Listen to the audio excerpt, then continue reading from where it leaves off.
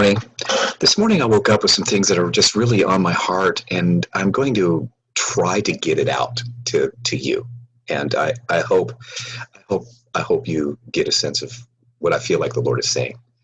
First of all, early this morning, who knows, 4 or 5 o'clock in the morning, I woke up and I felt like I had a sense of the Lord being with me and the Lord wanting to do something, and I wasn't sure what it was. And I felt like He said, "You're never alone. Tell my people you're never alone." And then I began to think about a conversation that I had with a friend about having emotions, and there's certain emotions, and what my emotions were, and really it was like the Lord is the only one that can attune to our emotions. And the idea of, when I talk and you hear me and you feed back to me what I have just said, that's attunement, and I feel heard. And if I feel something, like I'm feeling sad, and you experience that sadness with me, I feel felt. And the idea that Jesus is not a high priest that cannot be touched by the feelings of our infirmities, but He was in all points. He knows all of that. He knows every emotion, whether it's fear or shame or disgust or hopeless despair or anger. He knows sadness. He knows all of those emotions. And He's the only one. Our caregivers, our primary caregivers, were tasked with, when we were in their care, of helping us to come into a place of navigating our emotions well. And the type of a trauma, if you will, a absence trauma, is a trauma that things that were supposed to happen never happened. And so perhaps there's these emotions and places we've never actually felt compassion. We've never felt loved. We've never felt the joy of somebody actually being with us.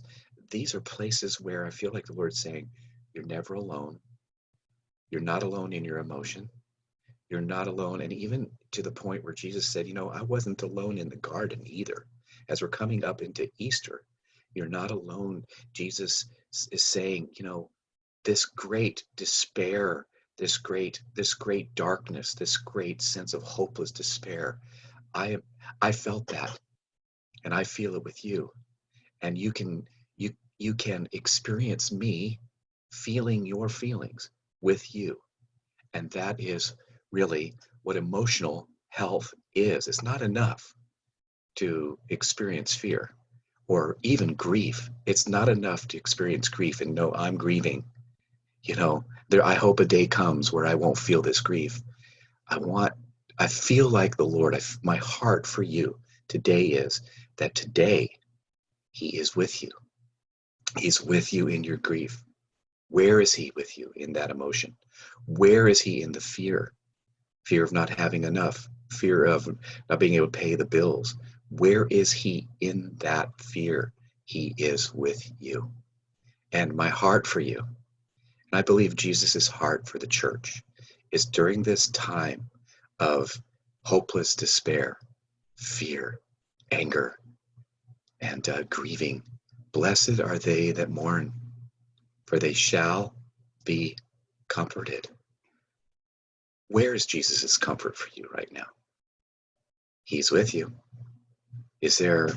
So would you just take a moment and reflect and acknowledge and see Him in your emotion and in the place where you are right now? That's what I have on my heart, and I trust that you'll take some time. Allow it to come up. Allow whatever it is you're feeling to come up, and allow Him to be with you. He's with you. Never alone.